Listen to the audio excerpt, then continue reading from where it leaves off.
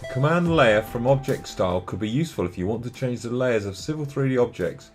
The standard layer of Civil 3D object is set by the template. In the current template, the pipes and structures have been placed on layer 0. This generally doesn't conform to best practice. However, the style of Civil 3D object is set in the properties. To match the layer name to the type or style of pipe and structure, go to the Naviate ribbon, Drawing panel, Manage Layers, Layer from Object Style.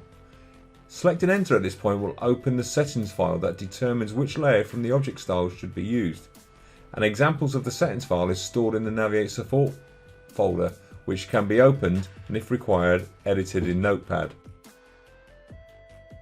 In this example, the pipe will be moved to the layer set for the pipe centerline plan. Return to the drawing and select the objects that you want to change the layer name for. This functionality will also work with other Civil 3D objects. Click enter and the layer name for these objects has now changed the style of the pipe.